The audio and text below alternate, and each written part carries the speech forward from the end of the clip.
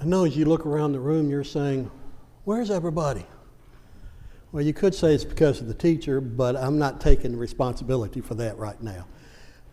Most of our ladies, or a lot of our ladies, are on the ladies' retreat, and they should be back sometime this afternoon. And we do have some who are gone on the youth retreat as well. So let's continue to keep those individuals in our prayers that they have a safe return. As we continue our study about the names of God, we're going to be looking at this particular name today. And this is a very important one. Yahweh Shalom. It simply means God is peace. Now, I think we would all agree in our time today, especially with what's going on in the political realm, as well as every other aspect of life, we need peace. And we long for peace. We're individuals that have to have it to get through the day. But I want you to look at those numbers. Look at them very carefully for a moment. I got you another set over there. Those numbers are very, very significant in the minds of people. Anybody have any idea what those numbers represent? There you go. They represent college football, but even more than that, they represent upsets. And I'll reemphasize that. Upsets. People who were supposed to have won, these are mostly top 25 teams from last week, that they gave almost 100% chance of winning. Well, as you look at the scores, it didn't happen.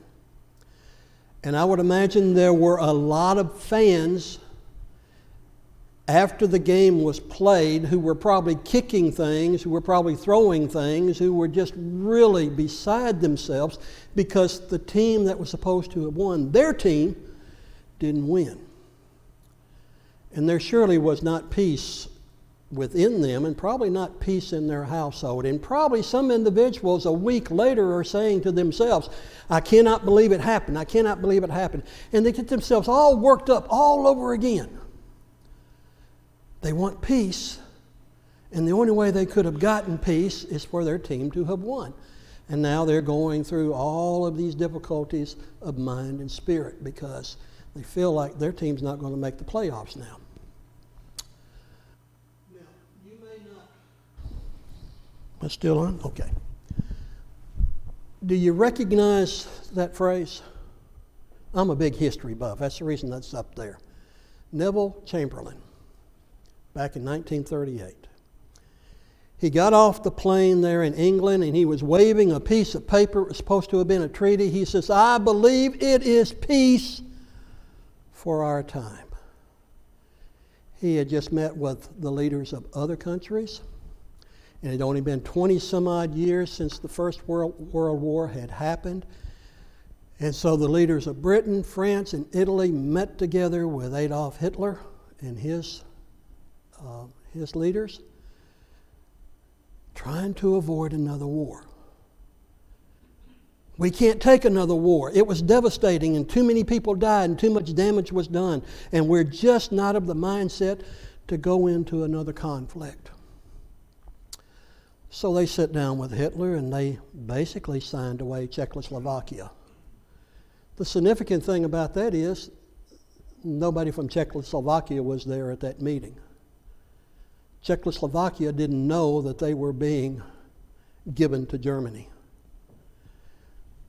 Can you imagine, after this treaty had been done, and Chamberlain is up there saying, I believe it's peace for our time, how the leaders of Czechoslovakia felt? What do you mean you're giving away our country to Hitler? They didn't have any recourse. So the leaders of Britain, France, and Italy felt like we have averted a war. Now we can have peace. But it wasn't going to be so for Czechoslovakia. It wasn't going to be that way for the rest of the world. Now here's an interesting statistic. Since 36 BC, there have only been some 292 years of peace.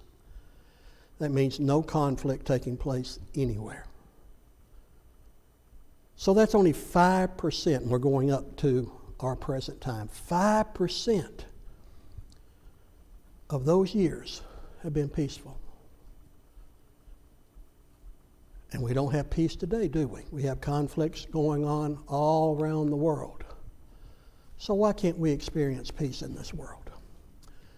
Well, here's one reason. People are not committed to peace. And I want you to be aware of the fact as we think about these things, we have to apply it individually as well as collectively as a congregation. People are not committed to peace. You have to decide within yourself, I want peace, and I'm going to pursue peace. In fact, if you will, turn to 1 Peter chapter 3 with me. 1 Peter chapter 3.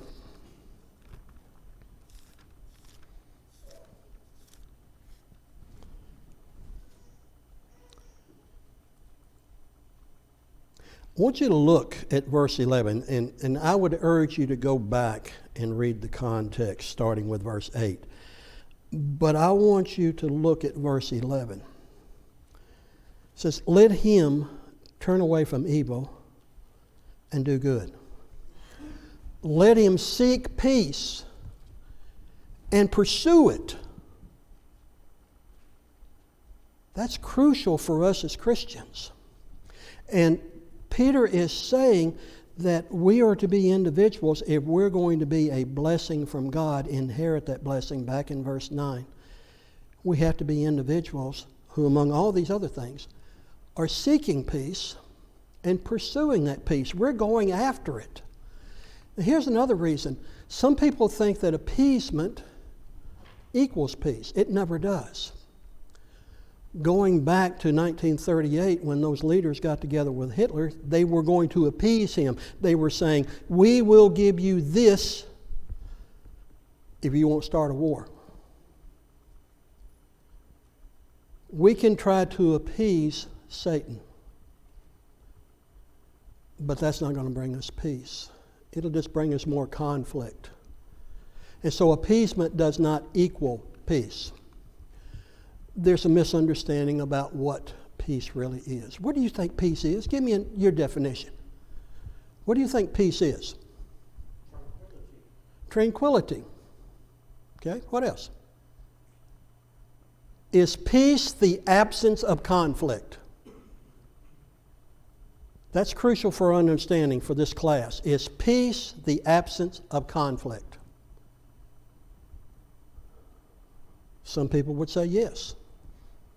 If you don't have a problem, if you don't have difficulty, if you don't have something that's really getting to you emotionally, you've got peace. But as we go through this particular lesson, we're going to find out that peace, true peace, biblical peace, is not the absence of conflict. It's tranquility even in the midst of conflict. As we go through this and we look at this name of God, we're going to see how He helps us to understand what that peace really is. And then you have some people believe that peace is agreeing to disagree. How often have you heard that phrase? Well, we're going to agree to disagree. Does that really bring peace?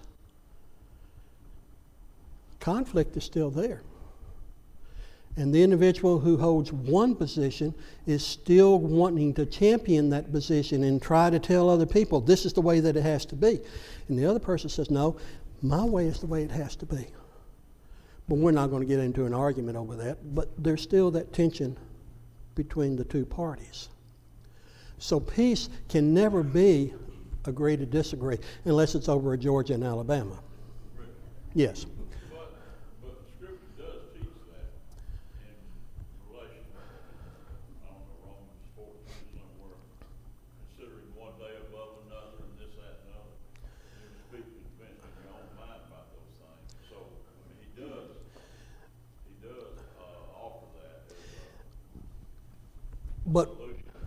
But what is the context he puts that in? I agree with what you're saying, that you had Jews and Gentile Christians who had different customs, different in their culture. They were looking at these things, and Paul comes along and says exactly what you're saying.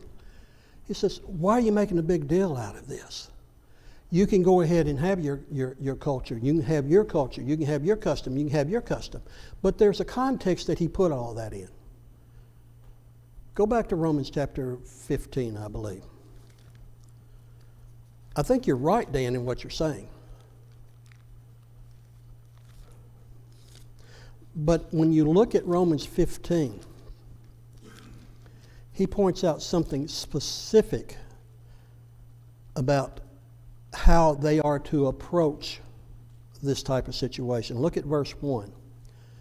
We then who are strong ought to bear with the scruples of the weak and not to please ourselves.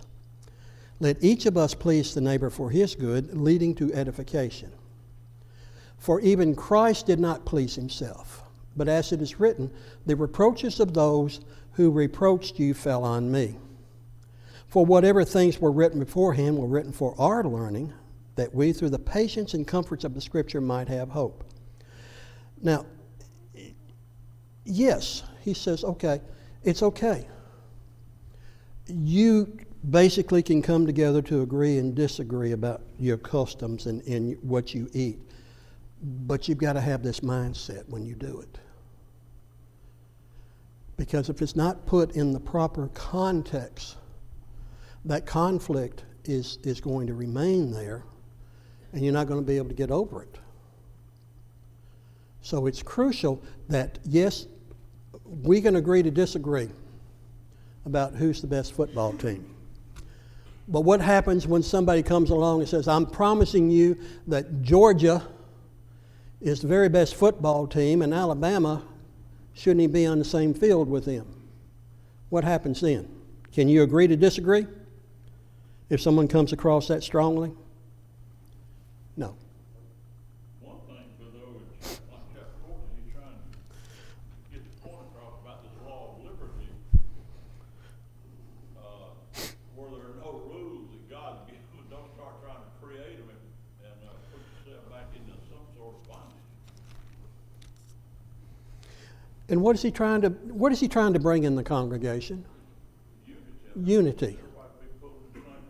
Okay. And unity, does unity bring peace? Even though there may be disagreements? Well, it should. It should, most assuredly. What's the difference between unity and union?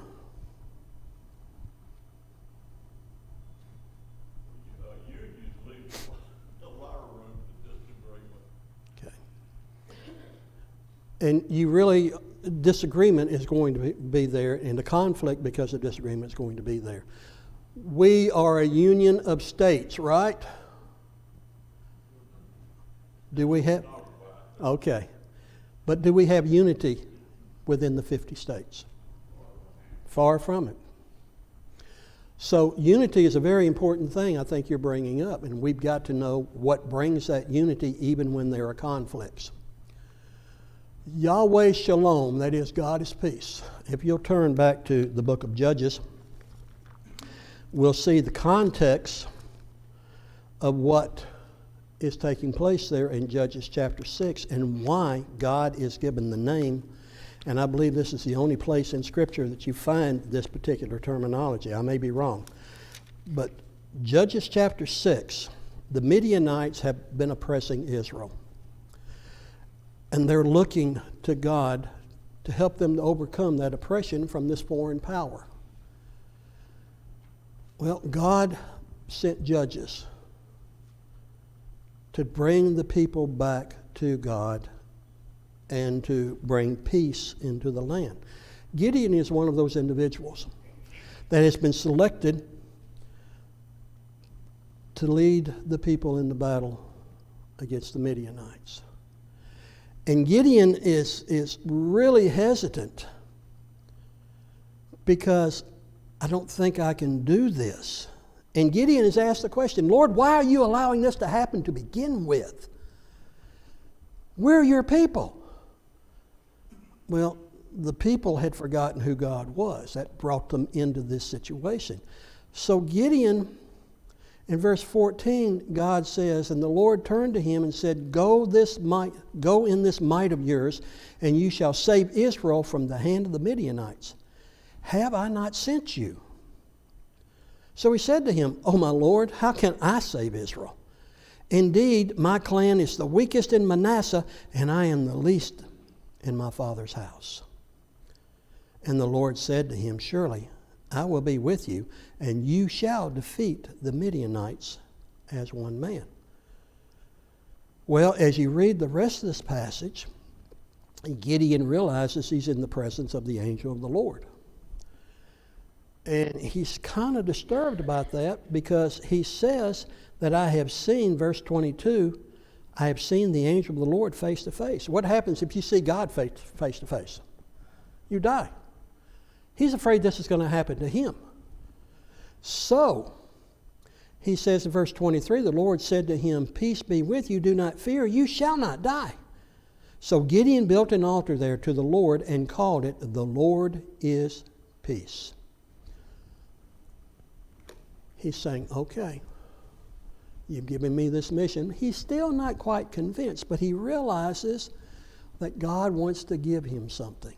Wants to give him this sense of peace as he commissions him to go out on this mission. Now, look at Philippians 4:7. I'll let somebody read that for us. Gideon basically was being promised peace. If you read Philippians 4:7, you'll see that's what we are promised.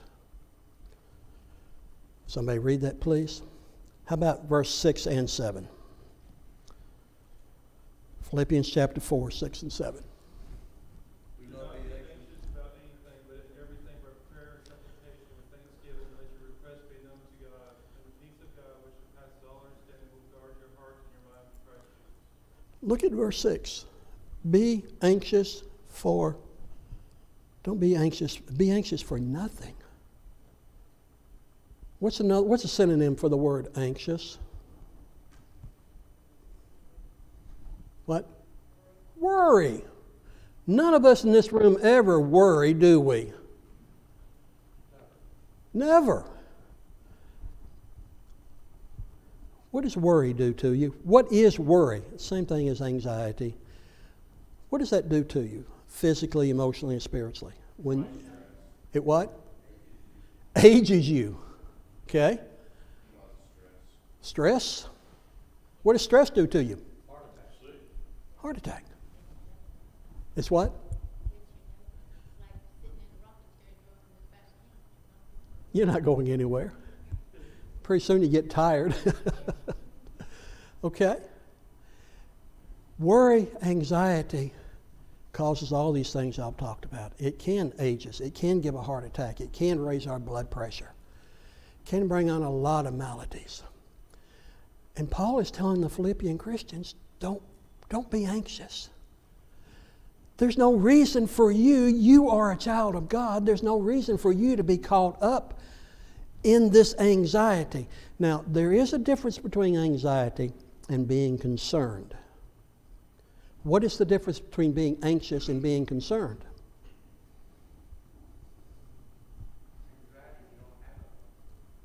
Anxiety what? Okay. Okay. Anxiety basically takes away it robs you of your hope. And you don't do anything but sit there and fret and fret and fret some more.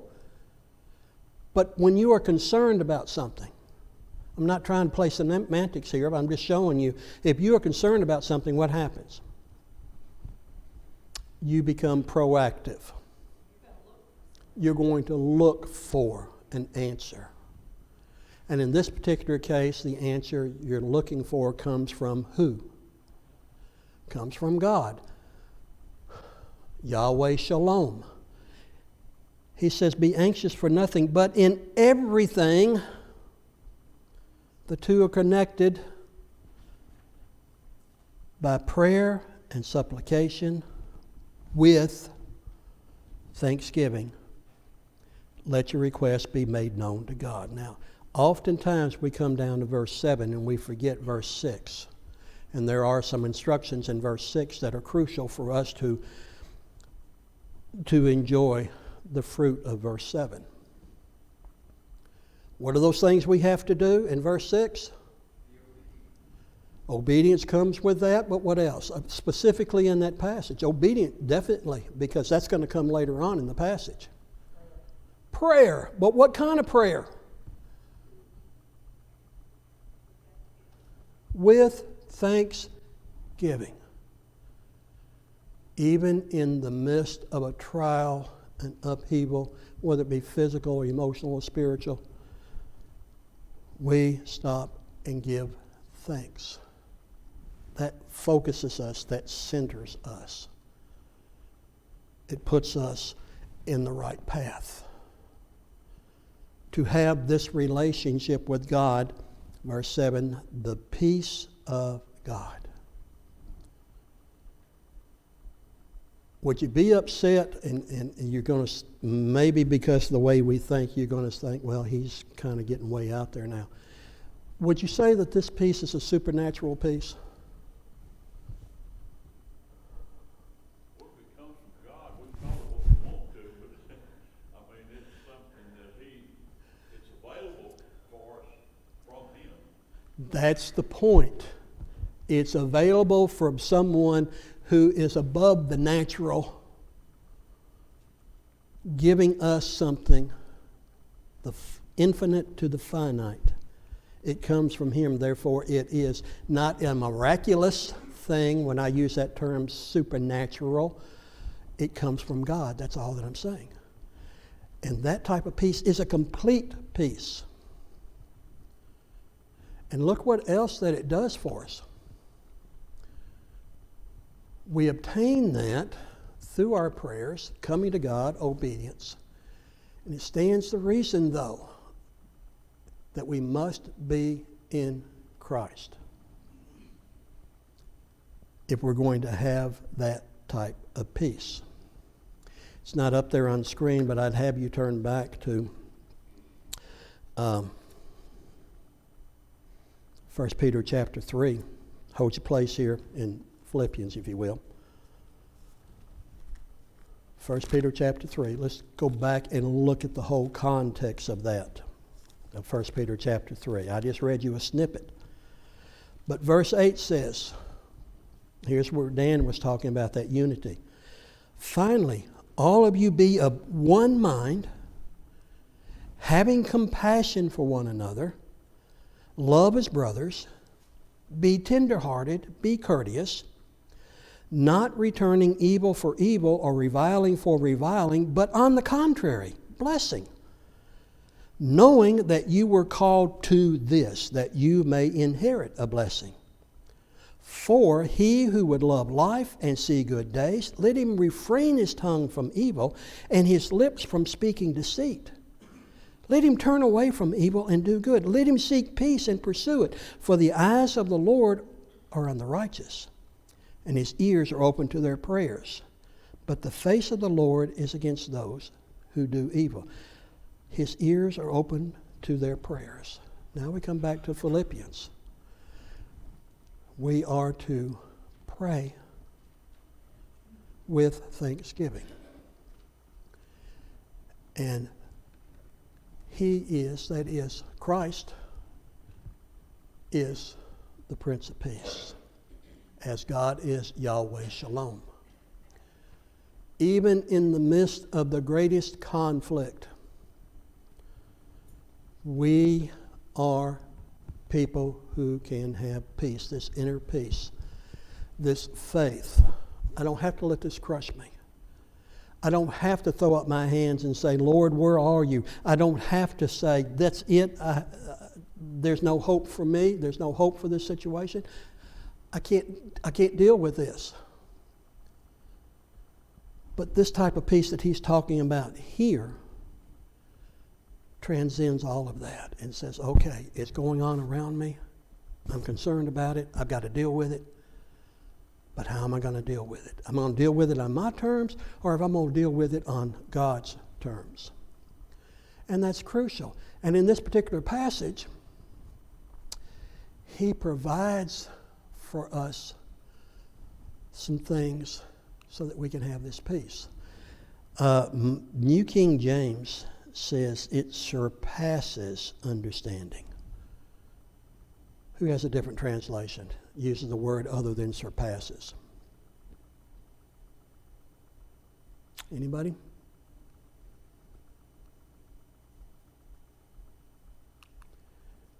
It's a compound word which denotes a peace so superior that it transcends any other type of peace.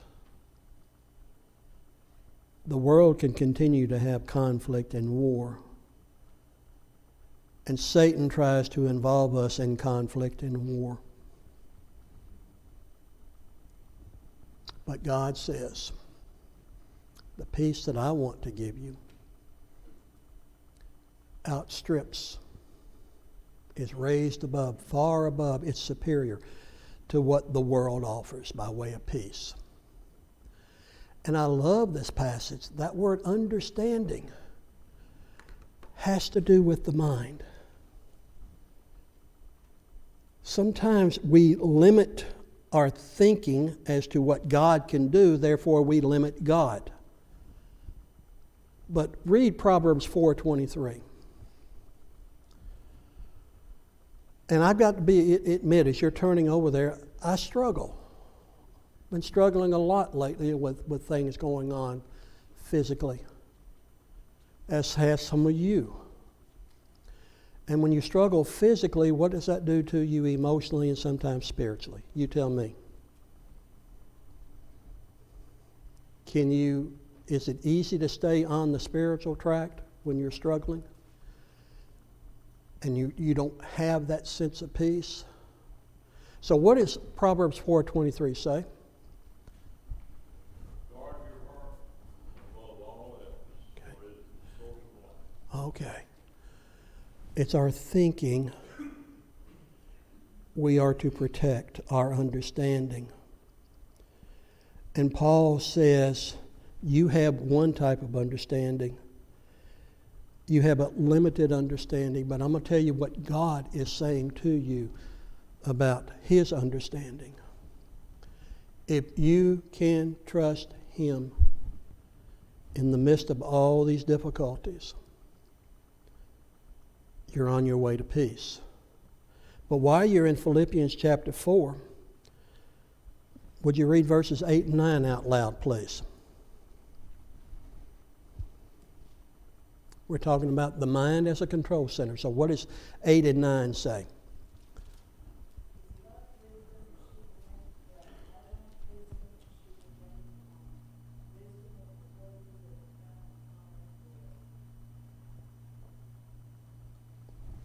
Okay. Was that 8 and 9 of Philippians 4? Yeah. That's all right.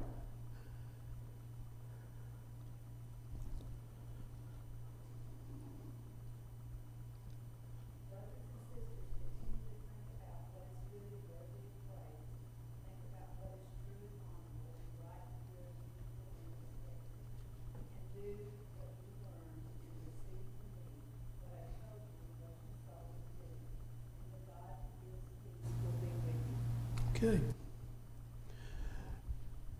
First of all, the mind has to center on these type of thoughts. And the world doesn't want you to think that way. The devil doesn't want you to think that way. But God says, here's a key to peace. You, in your control center, you start putting these elements in there. Of verse 8. He says, meditate on these things, think on these things, believe these things. And then in verse 9, he says, now you got to practice these things.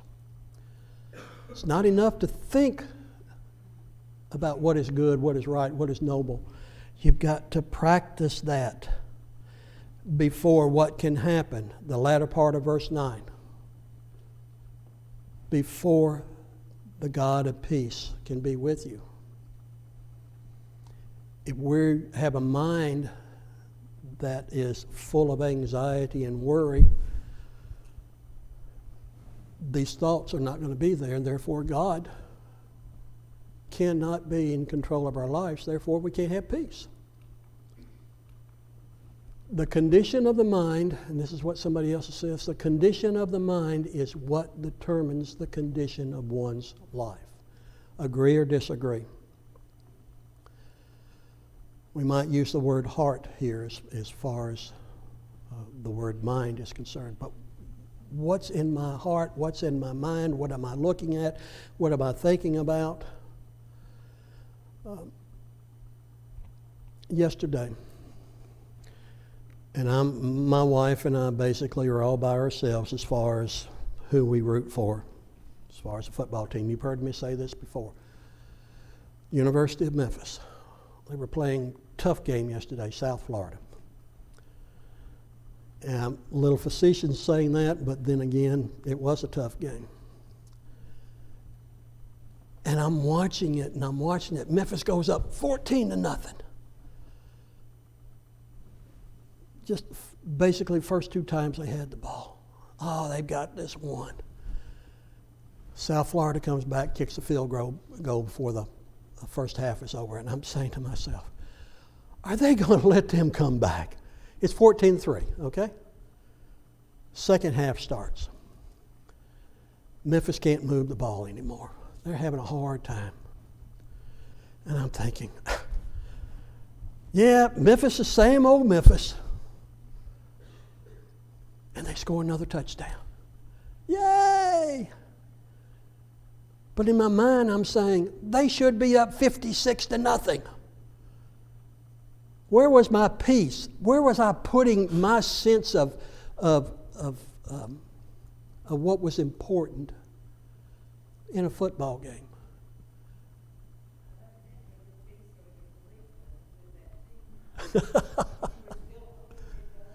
Yeah, but my mind could not allow me to believe that they'd won this game. It just couldn't happen. Because I'm thinking about the past. I'm thinking about how they blew the game against Navy. And I'm saying, I can't let go, I can't let go, I can't let go. Therefore, I couldn't enjoy really, I'm glad they won, but I couldn't really enjoy the victory because of all that conflict inside of me. And that happens in life. When our mind is focused on one thing to the exclusion of what we should be thinking about, then the condition of our life is not what it should be. So, how is the mind conditioned for the peace of God? Yahweh Shalom. Well, going back to Philippians chapter 4, New King James, it says, it shall guard your hearts and minds. That word guard there is a military term. And it's not like it's just one soldier standing his post as a guard. The military term here indicates it's like a garrison. God says you have a garrison to guard your hearts and minds through Jesus Christ. And that garrison is going to stand fast. It's not going to be swayed by what the enemy is going to do or what the enemy is doing. If you are focused on God as Yahweh Shalom, then you are an individual that God has provided for. And God is providing for you so that you may have that peace. There's that word supernatural only because God is the author of this peace. And if He provides it, it can be had. It's not just a hope for, not just a wish for, not just going to bed and say, well, I know He can do it, but He probably won't do it for me. If He provides it, we all can have it. That word shalom appears over 230 times in the Old Testament. Sometimes it means just peace in general. Other times it refers to God as peace.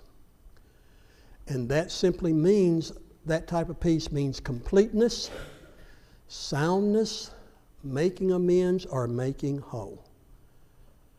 This peace that passes understanding makes us whole. Yahweh Shalom is saying, this is what I long to give you, and I will give you. Now, back in the book of Genesis, Genesis chapter 3, we see that Adam and Eve started a war with God. I don't know any other way to put it. They started a war with God. How did they start that war? Listening to Satan. Satan gives you a promise. If you really want to be complete, do what God told you not to do. So they chose to side with the enemy. And you know the rest of the story. When they sided with Satan, it brought sin into the world. But here's the wonderful thing. Yahweh Shalom already had a blueprint. He had a peace plan. He had a peace plan already ready. And you know what? He didn't sit down with Satan and start bargaining for you and me. He says, this is the plan. And this plan is the only thing that can assure peace in all situations. The 1 Peter 1, 20 and 21 passage talks about how it was ordained before the very foundation of the world that Christ would have to come and die. That was the peace plan. And you see a snippet of that peace plan back in Genesis chapter 3 when he talks about what's going to happen to Satan, and he gives a glimpse of the crucifixion. That was part of the plan. That was the only way that Jesus could really be called the Prince of Peace. Now, September the 2nd, 1945, Japan was presented with the demands of peace. They realized, its leaders, that they had helped break the world through war. That's important for you to understand. And they had to be willing to accept the consequences of its actions. It could not set the terms of peace. The surrender had to be unconditional. And to gain and maintain that peace that passes understanding, we must admit that we have been broken and that we sometimes are still broken. Do you know what Acts 2:37 says? They were cut to the heart. They realized something in their life was broken. And it's because of sin. It's because of that crucifixion. They needed mending. They needed to be made whole. They needed a sense of peace restored in their life. And they realized that there were consequences of being at war with God. That's the reason they were cut to the heart. There are consequences for what we have done. What are we going to do? How are we going to have peace? How are we going to be reunited with God? They couldn't set the terms of their peace, or else they wouldn't have asked, what can we do? They knew that there had to be an unconditional surrender. Same way with us. It has to be an unconditional surrender to the Prince of Peace, to Yahweh Shalom, instead of us trying to dictate the terms of the peace treaty. Romans 9:20 is a reminder that God is in control. Therefore, God makes the terms for peace. And we've already looked at some of those in the book of Philippians. Naaman is an example of this. He didn't think that if he goes and washes in that dirty Jordan River, that he's going to be cleansed. He wanted some other way. But the prophet has said, this is what you have to do. If you want that peace of mind, that wholeness of body, you've got to follow that term that's been set before you. And Christ is the ultimate example of how peace comes in the midst of trial. Look at Luke 22:44. Luke 22:44. You probably may know what's going on in that passage. If it's toward the end of Luke, then we know it has to do with Jesus being in the garden. But verse 44 says this, and being in agony, he prayed more earnestly, then the sweat became like great drops of blood falling down to the ground. Jesus knew what awaited him with the cross. He knew what he was going to have to endure in the flesh. So he had that severe mental stress.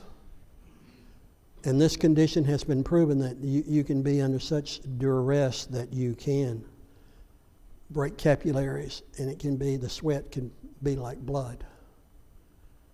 Jesus knew what was in store for him. But he knew that if there is going to be reconciliation between man who has been at war with God and God himself, I have to do this for there to be peace. We won't have time to look at Hebrews 12:27. I'll do this next week. But I want you to be aware of the fact, and I'm going to leave this as a jumping off place, if you'll turn to Hebrews 12 and look at verse 27.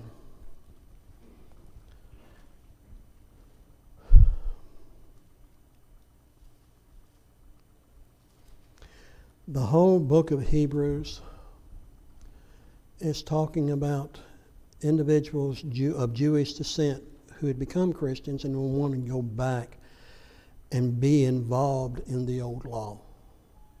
The old law couldn't bring them any type of peace whatsoever. It was pointing them forward to the Prince of Peace, to the peace that passes understanding with God. And in 27 it says this, now this yet once more, indicating the removal of those things that are being shaken, as of things that are made. And I'll say by the bell.